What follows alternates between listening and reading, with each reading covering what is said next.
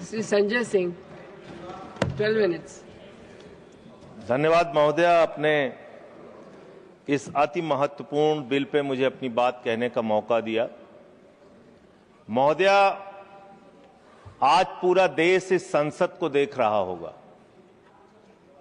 पूरे देश की सीमाओं पर 15,000 किलोमीटर भारत की सीमा को सुरक्षा करने वाले हमारे जवान, हमारे अधिकारी आज हमारी इस डिबेट को सुन रहे होंगे और वो देख रहे होंगे कि किस तरह से मोदी जी की सरकार उन जवानों के साथ, उन अधिकारियों के साथ जो अपने प्राणों की आहुति देकर देश की रक्षा करते हैं, उनके साथ अन्याय करने जा रही है, घोर पाप करने जा रही है। इसलिए महोदय, मैं इस बिल के विरोध में अपनी बात कहने के लिए खड़ा हुआ हूं। एक फिल्म आई थी बॉर्डर, उस फिल्म का गाना था, संदेशे आते हैं हमें तड़पाते हैं, जो चिट्ठी आती है तो पूछे जाती है कि घर कब आओगे। हम तो पार्लियामेंट का सेशन खत्म होता है घर जाते हैं, लेकिन हमारे वो जवान जो सीमाओं की रक्षा करते हैं वो घर नहीं जा पाते। दिवाली हो, होली हो, तमाम त्योहार हो, शादी हो, ब्याह हो, चाहते हुए भी अपने घर नहीं जा पाते।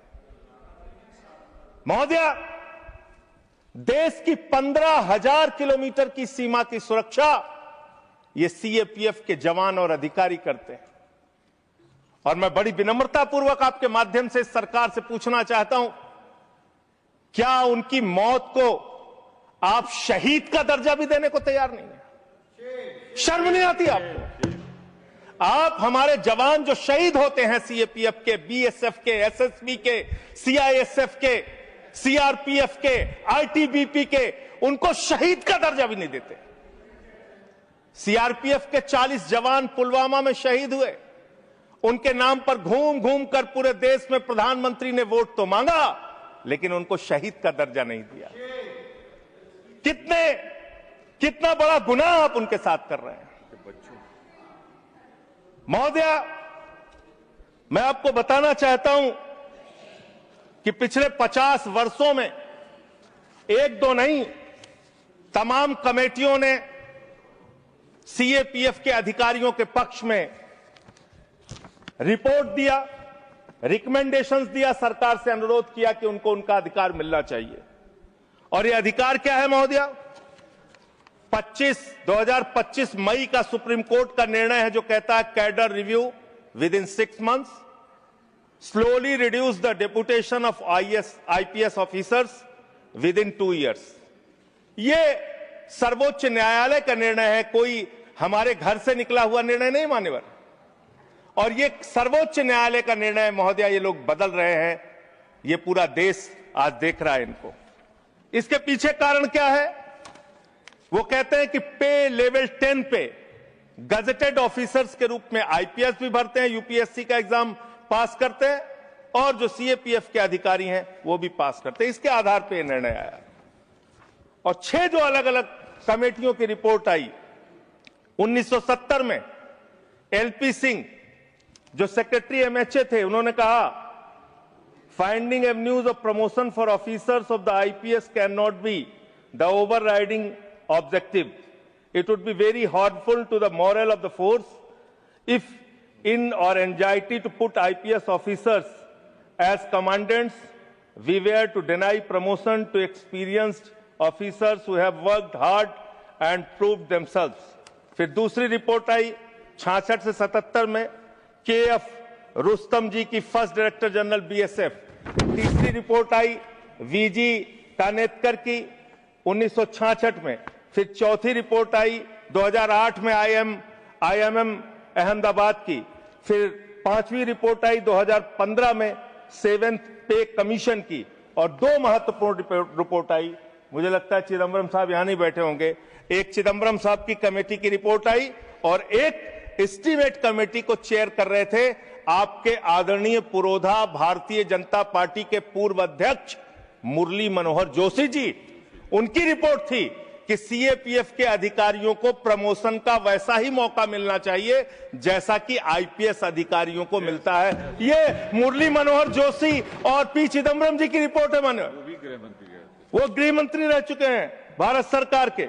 इसके अलावा अब मैं इनकी शहादत के बारे में बताना चाहता हूं। उनकी संख्या जवानों की और अधिकारियों की 11 लाख है। CRPF 3,13,678, BSF 2,92,000, CISF 1,60,000, ITBP 89,000, SSB 97,000।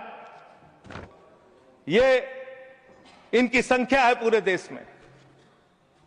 महोदया, इनकी शहादत जो हुई है आपको जानना चाहिए, पूरे देश को जानना चाहिए कितनी बड़ी शहादत है इनकी। सीआरपीएफ के 62 जवानों ने अब तक अपनी 62 अधिकारियों ने अब तक अपनी शहादत दी है और सभी रैंक के अधिकारियों और जवानों को मिला दिया जाए तो 2290 अधिकारियों और जवानों ने अपनी शहादत दी है। बीएसएफ के 85 अधिकारियों ने अब तक अपनी शहादत दी है और 2014 सभी रैंक के अधिकारी और जवानों ने अपनी शहादत दी है। सीआईएसएफ के एक अधिकारी ने अपनी शहादत दी है और 126 सभी रैंक के जवान और अधिकारियों ने अब तक अपनी शहादत दी है। आईटीबीपी के 13 अधिकारियों ने अब तक अपनी शहादत दी है और 182 सभी रैंक के अधिकारी और जवानों ने अब तक अपनी शहादत दी है। एसएसबी के 5 अधिकारियों ने अब तक अपनी शहादत दी है और सभी रैंक को मिला लिया जाए तो 51 अधिकारियों ने और जवानों ने अब तक अपनी शहादत दी। वीर गति को प्राप्त हुए, उनको तो शहीद आप मानते भी नहीं हैं। महोदया, मैं कुछ बड़े हमले जो देश में हुए उसको बता के, जब 2001 में भारत की संसद पे हमला हुआ, यह संसद अगर सुरक्षित है तो हमारे 19 सीएपीएफ के जवानों की बदौलत सुरक्षित है। 9 जवानों ने अपनी शहादत दी। मुंबई अटैक में 160 जवान और लोग अपनी शहादत दी। कश्मीर में 2014 में 20 जवानों ने अपनी शहादत दी। 2014 में वेस्ट बंगाल के एक्सप्लोजन में 2 जवानों ने अपनी शहादत दी। 2015 में 10 पुलिस फोर्स के लोगों ने अपनी शहादत दी। पठानकोट में 7 जवानों ने अपनी शहादत दी। 2016 में उड़ी अटैक में 19 जवानों ने अपनी शहादत दी। अमरनाथ के अटैक पे 7 जवानों ने अपनी शहादत दी। सुकमा अटैक में 9 सीआरपीएफ के जवानों ने अपनी शहादत दी और 2019 में 40 सीआरपीएफ के जवानों ने अपनी शहादत दी। पूरे देश में उनके नाम पे आपने वोट मांगा, लेकिन उनको शहीद का दर्जा आज तक नहीं दिया। महोदया, कब से इनका मामला चल रहा है और कितना खेल आपने किया इनके साथ? आप देखिए, 2010 में सीआरपीएफ के एक असिस्टेंट कमांडेंट की भर्ती होती है, 15 साल में कोई प्रमोशन नहीं। बीएसएफ के एक जवान की असिस्टेंट कमांडेंट की भर्ती होती है, 13 साल में कोई प्रमोशन नहीं। और एक आईपीएस अधिकारी की 2012 में भर्ती होती है, 13 साल में 4 प्रमोशन उसको मिलते हैं। हम आईपीएस के प्रमोशन के खिलाफ नहीं है, लेकिन सीएपीएफ के अधिकारियों को प्रमोशन क्यों नहीं, ये तो कम से कम आपको बताना पड़ेगा। इसी प्रकार से डिप्टी कमांडेंट पे 18 साल में 1 प्रमोशन बीएसएफ सीआरपीएफ को और 20 साल में 1 प्रमोशन बीएसएफ को, और आईपीएस अधिकारी को आईजी रैंक पे 19 साल में 5 प्रमोशन मिलकर आईजी वो बन जाते हैं।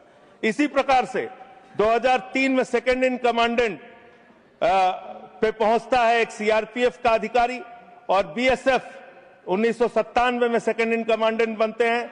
1997 बैच के अधिकारी और एडिशनल डायरेक्टर जनरल 1998 का आईपीएस बन जाता है। अब इनकी दशा क्या है मान्यवर? जो आपने इनके साथ किया, कैसे कैसे किया, यही अंतिम बात कह के अपनी बात समाप्त करूंगा। कब से ये लोग कानूनी लड़ाई लड़ रहे हैं? 2012 में इन्होंने हाई कोर्ट दिल्ली में एक रिट पिटीशन दाखिल किया।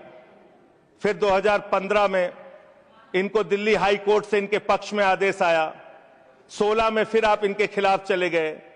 फिर फरवरी में सुप्रीम कोर्ट ने आपके आदेश, आपकी एसएलपी को रिजेक्ट किया। फिर 2 अप्रैल 2019 में फिर इनके पक्ष में आदेश आया, फिर 3 जुलाई 2019 को, सबसे महत्वपूर्ण यह है महोदया, 3 जुलाई 2019 को मेरे ख्याल से 2 कैबिनेट मंत्री तो हैं, वो जरूर रहे होंगे उस कैबिनेट में, कैबिनेट ने पास किया महोदया, इसी सरकार के कैबिनेट में। क्या लिखा है इसमें? This would result in grant of NFFU to eligible Group A executive cadre officers of CAPF. The decision would also benefit Group A executive cadre officers of CAPF for availing the benefit of NFSG at an enhanced rate of 30% as per guidelines. ये आपके cabinet का आदेश है, cabinet का आदेश आप खुद ही पलट रहे हैं। जो 2019 जुलाई में आपने इन अधिकारियों के पक्ष में एक निर्णय लिया, उसको आप खुद से पलट रहे हैं। महोदया, मैं आपके माध्यम से इस सरकार से कहना चाहता हूं, इन जवानों के साथ, इनके अधिकारियों के साथ ये अन्याय मत कीजिए। ये देश आपको माफ नहीं करेगा। ये भारत की सुरक्षा करते हैं, सीमाओं की सुरक्षा करते हैं, संसद की सुरक्षा करते हैं, एयरपोर्ट की सुरक्षा करते हैं।